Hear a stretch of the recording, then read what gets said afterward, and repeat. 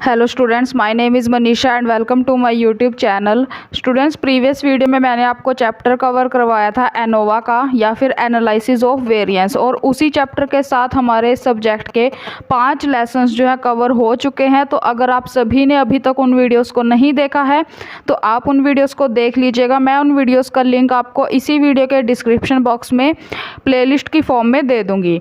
तो आज की वीडियो में स्टूडेंट्स हमारा इस सब्जेक्ट का 6th लेसन है नॉन पैरामेट्रिक टेस्ट। तो आज की वीडियो में बेसिकली हम इसी चैप्टर को कंप्लीट कवर करेंगे।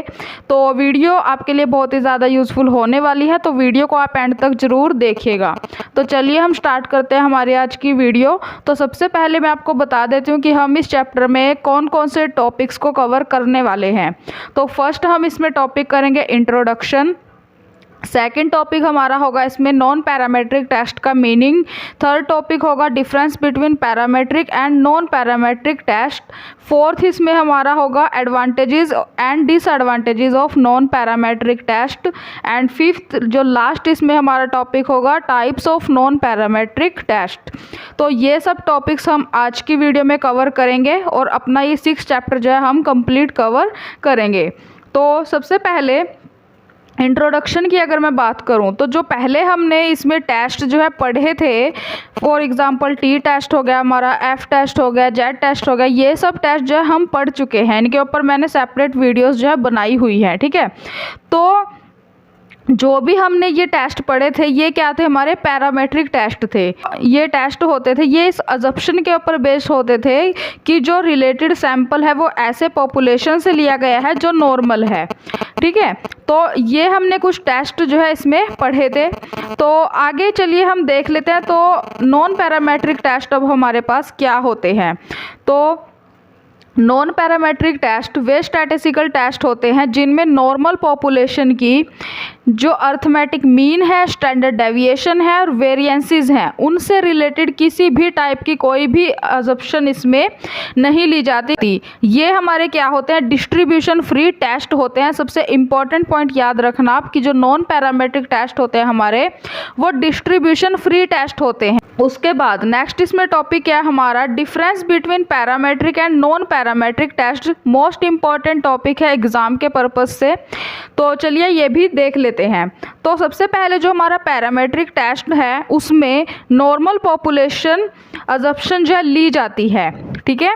और जो हमारा नॉन पैरामेट्रिक टेस्ट है उसमें नॉर्मल पॉपुलेशन अजम्पशंस जो है वो नहीं ली जाती। और उसके बाद सेकंड पॉइंट क्या है कि जो हमारा पैरामेट्रिक टेस्ट है वो डिस्ट्रीब्यूशन फ्री टेस्ट नहीं होते, लेकिन जो नॉन पैरामेट्रिक टेस्ट है वो डिस्ट्रीब्यूशन फ्री टेस्ट होते हैं। आगे इसके थर्ड जो पॉइंट है उसमें आपको एग्जाम्पल लिखना पड़ेगा यहाँ पे कि जो पैरामेट्रिक टेस्ट है उसमें हम पढ़ते थे टी टेस्ट, एफ टेस्ट और जेड टेस्ट, और वहीं पे जो नॉन पैरामेट्रिक टेस्ट है उसमें हम पढ़ते हैं काई स्क्वायर टेस्ट, साइन टेस्ट। उसके बाद फोर्थ पॉइंट क्या है, हाइपोथेसिस के बारे में। जो पैरामेट्रिक टेस्ट है हमारा उसमें नॉर्मल हाइपोथेसिस की जाती है, लेकिन जो नॉन पैरामेट्रिक टेस्ट है उसमें इन्वर्स या फिर अपोजिट हाइपोथेसिस की जाती है। उसके बाद फिफ्थ पॉइंट क्या है, सैंपल सिलेक्शन का। तो जो पैरामेट्रिक टेस्ट है उसमें जो सैंपल्स को सिलेक्ट किया जाता है वो रैंडमली किया जाता है, लेकिन नॉन पैरामेट्रिक टेस्ट में जो सैंपल्स को सिलेक्ट किया जाता है वो रैंडमली नहीं किया जाता। उसके बाद जो हमारा पॉपुलेशन इन्फॉर्मेशन है वो पैरामेट्रिक टेस्ट में कम्प्लीटली नॉन होती है, हमें पता होती है, लेकिन जो नॉन पैरामेट्रिक टेस्ट है उसमें पॉपुलेशन के बारे में इन्फॉर्मेशन कम्प्लीटली अननोन होती है। उसके बाद लास्ट इसमें पॉइंट क्या है कि जो हमारा पैरामेट्रिक टेस्ट है वो वेरिएबल्स के लिए अप्लाई होता है ओनली, ठीक है, ओनली वेरिएबल्स के लिए अप्लाई होता है। और वहीं पे जो हमारा नॉन पैरामेट्रिक टेस्ट है वो वेरिएबल्स और एट्रीब्यूट्स दोनों के लिए अप्लाई होता है।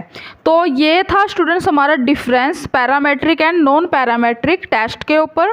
उसके बाद नेक्स्ट इसमें टॉपिक क्या है, एडवांटेजेस क्या है नॉन पैरामेट्रिक टेस्ट के। तो जो सबसे पहला इसका एडवांटेज है वो क्या है कि जो नॉन पैरामेट्रिक टेस्ट है वो समझने में आसान है। सेकंड पॉइंट क्या है कि easy calculation when sample size small, जब सैंपल का साइज स्मॉल होता है उस टाइम पे इसमें इजी कैलकुलेशंस होती हैं। थर्ड पॉइंट क्या है, ये हमारा टाइम सेविंग टेस्ट है, इसमें ज़्यादा हमें कैलकुलेशंस में इसमें ज़्यादा टाइम नहीं लगता। और लेबर सेविंग टेस्ट है, लेबर की भी इसमें ज़्यादा रिक्वायरमेंट नहीं होती।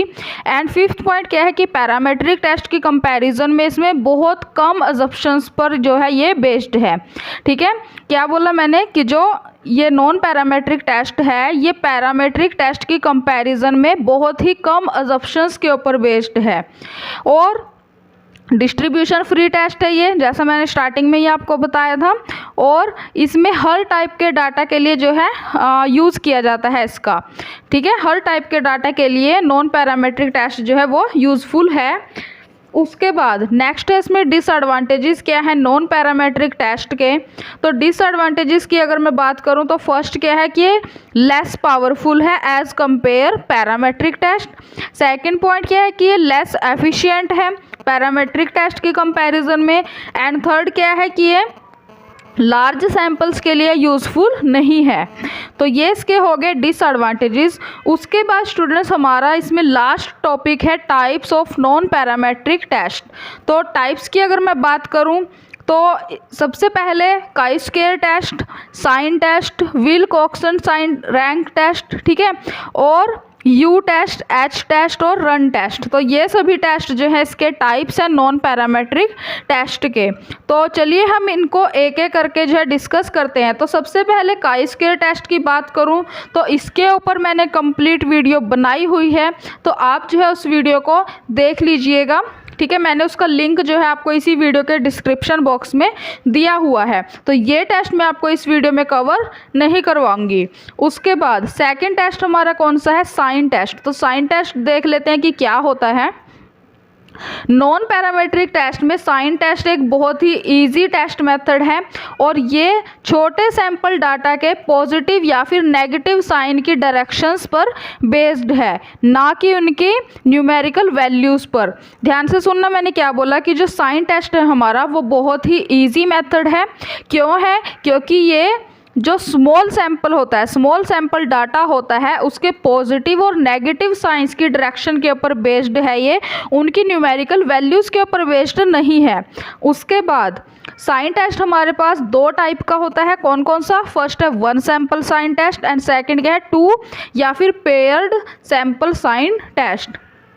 तो जो हमारा वन सैंपल साइन टेस्ट है इसमें देख लेते हैं कि क्या होता है। ये वन सैंपल साइन टेस्ट में सबसे पहले ये हाइपोथेसिस की जाती है कि एक रैंडम वेरिएबल जो द्विपद वितरण पर बेस्ड है, ठीक है, उसमें पॉजिटिव या नेगेटिव साइंस की प्रोबेबिलिटी जो है वो p इक्वल 1/2 है।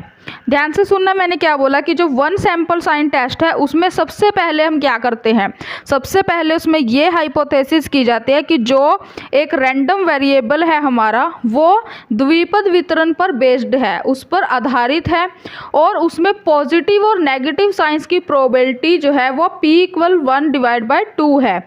ठीक है, उसके बाद यहाँ पे हमें प्रोसेस दी गई है साइन टेस्ट की, वन सैंपल साइन टेस्ट की। तो सबसे फर्स्ट पॉइंट क्या है कि इसमें सैंपल डाटा के पॉजिटिव और नेगेटिव साइंस की कैलकुलेशन की जाती है सबसे पहले। उसके बाद उस आइटम के लिए पॉजिटिव साइन दिया जाता है जिसकी वैल्यू जो है मीन वैल्यू से ज़्यादा होती है। थर्ड पॉइंट क्या है, उस वैल्यू के लिए, उस आइटम के लिए नेगेटिव साइन दिया जाता है जिसकी वैल्यू मीन वैल्यू से कम होती है। फोर्थ पॉइंट क्या है, उस आइटम के लिए इसमें 0 साइन दिया जाएगा जिसकी वैल्यू जो है मीन वैल्यू के इक्वल होगी। एंड नेक्स्ट इसमें पॉइंट क्या है कि साइंस के टोटल को n के जरिए हम जो है डिनोट करेंगे n से। एंड लास्ट इसमें पॉइंट क्या है कि सबसे कम आने वाले साइंस को हम s के द्वारा डिनोट करेंगे। ठीक है, उसके बाद हम जो है कैलकुलेट करेंगे इसमें क्रिटिकल वैल्यू को k के द्वारा हम डिनोट करेंगे और ये इसका यहाँ पे फॉर्मूला है k इक्वल किसके है n-1/2। ठीक है, उसके बाद यहाँ पे नेक्स्ट पॉइंट क्या है कि s की जितनी भी वैल्यू होगी जो हमने फाइंड की है उस वैल्यू की कंपैरिजन हम करेंगे k से, और उसके बेस पर हम अपनी हाइपोथेसिस को एक्सेप्ट या फिर रिजेक्ट करेंगे। तो अब आप इसमें जो 8th पॉइंट है वो आप इसमें गौर करना 8th पॉइंट के ऊपर कि पहले हम क्या करते थे, टेबल वैल्यू से हम कंपैरिजन करते थे, लेकिन अब हम क्या कर रहे हैं, s की वैल्यू खुद निकाल कर हम जो है उसकी कंपैरिजन कर रहे हैं अपनी कैलकुलेटेड वैल्यू से, मतलब कि k की वैल्यू से। लेकिन उसमें हमारे पास वैल्यू जो है दी होती थी, पैरामीटर उसमें डिसाइड किया हुआ होता था।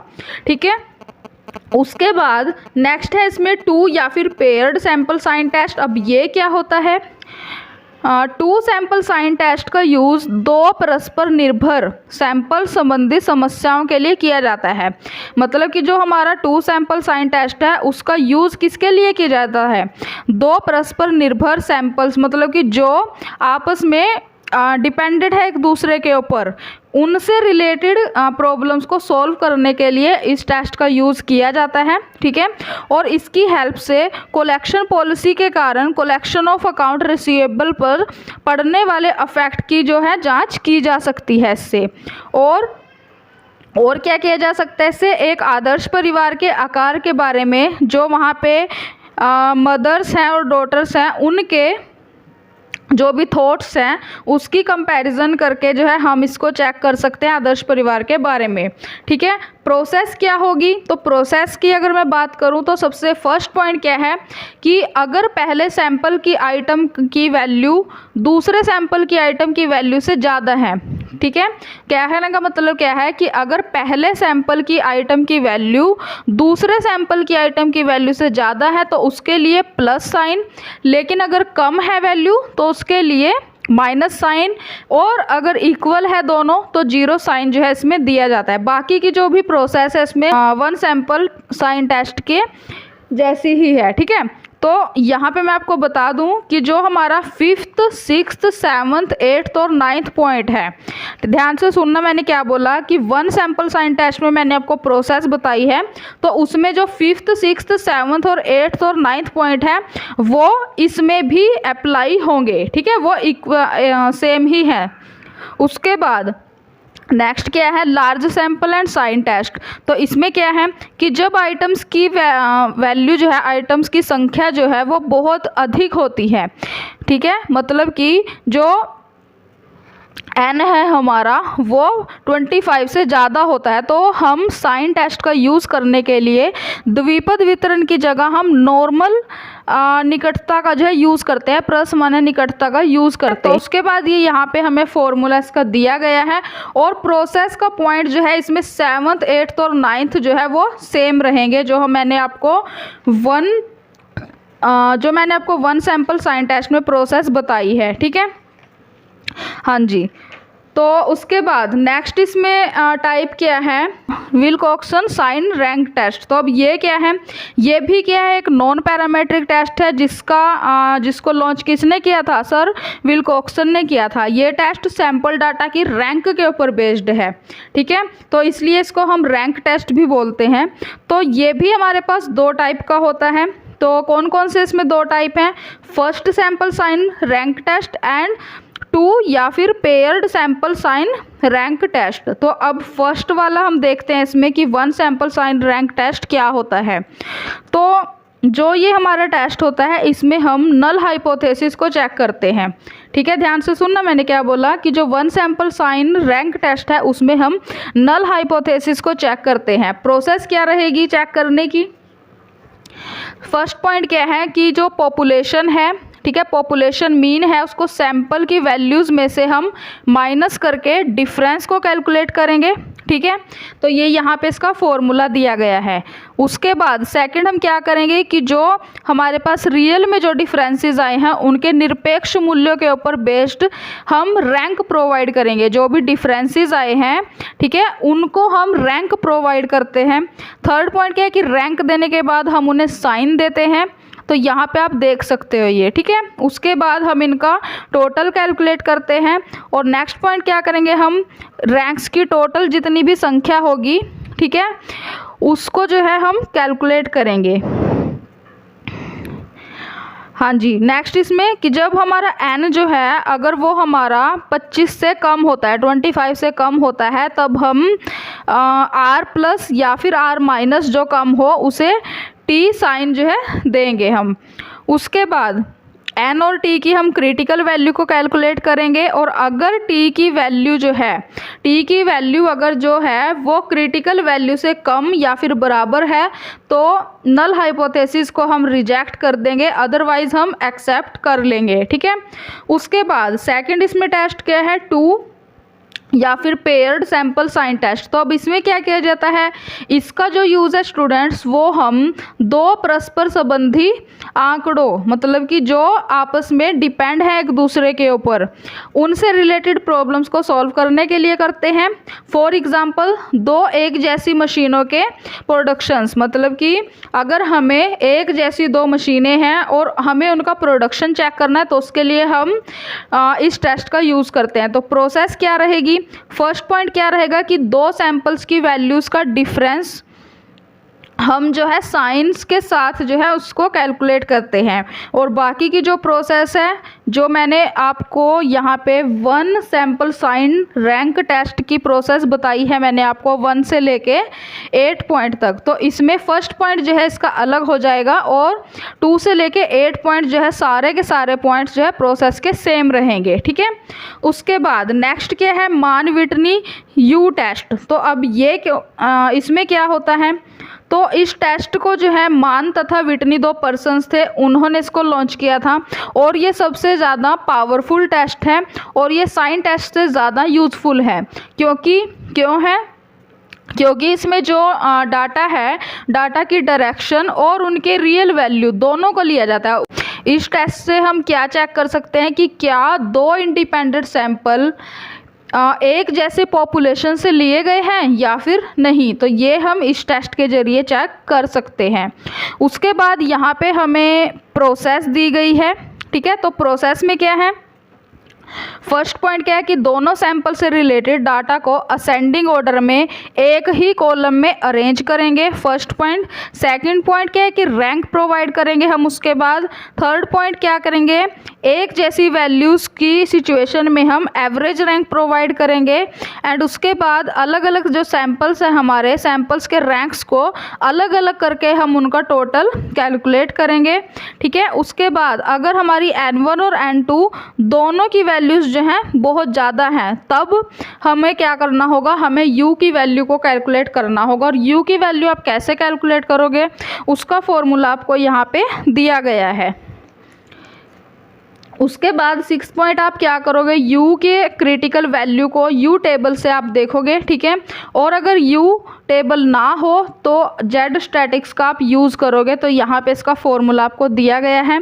नेक्स्ट आप क्या करोगे, z की क्रिटिकल वैल्यू कैलकुलेट करोगे और उसके बाद अपनी हाइपोथेसिस को एक्सेप्ट या फिर रिजेक्ट करोगे। उसके बाद नेक्स्ट टेस्ट हमारा क्या है, क्रस्कर और वालिस एच टेस्ट। तो अब ये क्या है, इस टेस्ट को लॉन्च किसने किया था, क्रस्कर और वालिस दो पर्सन थे, उन्होंने इसको लॉन्च किया था। ये टेस्ट साइन टेस्ट और विल्कोक्सन टेस्ट उन दोनों से ज़्यादा यूज़फुल है। और इसमें क्या चेक किया जाता है, इसमें ये चेक किया जाता है कि क्या 2 या 3 इंडिपेंडेंट जो सैंपल्स हैं वो एक जैसे पॉपुलेशन से लिए गए हैं या फिर नहीं। उसमें हम 2 चेक कर रहे थे, प्रीवियस जो टेस्ट मैंने बताया इसमें हम 3 इंडिपेंडेंट सैंपल्स को चेक करते हैं। ठीक है। और ये टेस्ट मान विटनी टेस्ट का जो है विस्तृत रूप है। ठीक है। उसमें सुधार करके इस टेस्ट को लॉन्च किया गया है। तो प्रोसेस की अगर बात करूं तो प्रोसेस जो है मान विटनी की जो मैंने प्रोसेस आपको बताई थी टेस्ट की, तो उस प्रोसेस में से फर्स्ट, सेकंड, थर्ड और फोर्थ पॉइंट जो है वो सेम रहेगा। और फिफ्थ पॉइंट क्या होगा, एच स्टैटिक्स हम कैलकुलेट करेंगे इस फॉर्मूले के जरिए। ठीक है। और अगर रैंक्स में ज़्यादा टाइज पाई जाती हैं तो एच की जो वैल्यूज़ है उसको थोड़ा सा हम बढ़ा देंगे। नेक्स्ट हम क्या करेंगे कि जो भी एच की हमने कैलकुलेट की है वैल्यू, उसकी कंपैरिजन हम करेंगे काई स्क्वायर टेबल की वैल्यू से, एंड उसी के बेस पर हम अपनी हाइपोथेसिस को, नल हाइपोथेसिस को एक्सेप्ट या फिर रिजेक्ट करेंगे।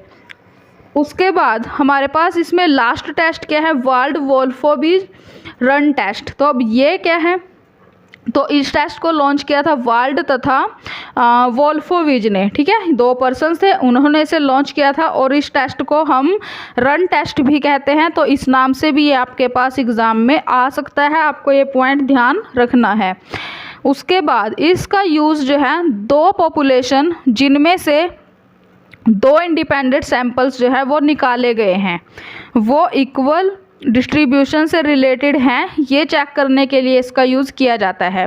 कहने का मतलब क्या है कि जो रन टेस्ट है हमारा, वो ये चेक करने के लिए उस टेस्ट का यूज़ किया जाता है कि 2 पॉपुलेशन जिनमें से 2 इंडिपेंडेंट सैंपल्स निकाले गए हैं वो इक्वल डिस्ट्रीब्यूशन से रिलेटेड हैं या फिर नहीं। तो इसके लिए प्रोसेस आपको दी गई है। तो प्रोसेस में क्या है, सबसे फर्स्ट पॉइंट क्या है, दोनों सैंपल्स के डाटा को हम एक मानते हुए उन्हें बढ़ते क्रम में हम अरेंज करेंगे। एंड उसके बाद फर्स्ट सैंपल की वैल्यू सेकंड सैंपल की वैल्यू को हम इसके द्वारा जो है डिनोट करेंगे, फर्स्ट और सेकंड के द्वारा। थर्ड हम क्या करेंगे, इस सीक्वेंस में सैंपल्स के रन्स को हम जो है डिटरमाइन करेंगे और इसको आर के द्वारा हम डिनोट करेंगे, ठीक है। एंड उसके बाद फोर्थ पॉइंट क्या होगा कि अगर जो सामूहिक सैंपल हैं, ठीक है, उनमें यूनिट्स की संख्या 20 या 20 से ज़्यादा है तो हम जेड स्टैटिक्स की वैल्यू को कैलकुलेट करेंगे। तो जेड स्टैटिक्स की वैल्यू को कैलकुलेट करने का फॉर्मूला आपको यहाँ पे दिया गया है। एंड नेक्स्ट हम नल हाइपोथेसिस अपनी सेट करेंगे। उसके बाद जेड की वैल्यू जो आई है हमारे पास, उसकी कंपैरिजन हम करेंगे जेड की क्रिटिकल वैल्यू से, ठीक है, मतलब कि जेड की वैल्यू की कंपैरिजन करेंगे हम जेड की क्रिटिकल टेबल वैल्यू से। एंड उसी के बेस पर हम अपनी हाइपोथेसिस को या तो एक्सेप्ट करेंगे या फिर रिजेक्ट करेंगे। तो ये थी स्टूडेंट्स हमारी आज की वीडियो। आई होप कि आज की वीडियो आपके लिए यूज़फुल रही होगी और आपको जो है ये चैप्टर जो है अच्छे से क्लियर हो गया होगा। तो अगर आपको ये वीडियो पसंद आई हो तो आप इस वीडियो को एक लाइक ज़रूर कर दीजिएगा और चैनल को सब्सक्राइब करके साथ में दिए हुए बेल नोटिफिकेशन को ऑन करके ऑल के ऊपर जो है ज़रूर प्रेस कर दीजिएगा, जिससे मेरी आगे आने वाली वीडियोस की नोटिफिकेशन आपको सबसे पहले मिल सके। तो मिलते हैं नेक्स्ट वीडियो में हम इसी सब्जेक्ट के नेक्स्ट चैप्टर के साथ। आज हमारे ये 6 लेसन जो है कंप्लीट हो चुके हैं। टोटल हमें 9 लेसन करने हैं इसमें, ठीक है। तो 3 लेसन हमारे बाकी हैं बस इस सिलेबस के, तो वो भी हम जल्दी कवर कर लेंगे। तो मिलते हैं नेक्स्ट वीडियो में एंड तब तक थैंक यू सो मच।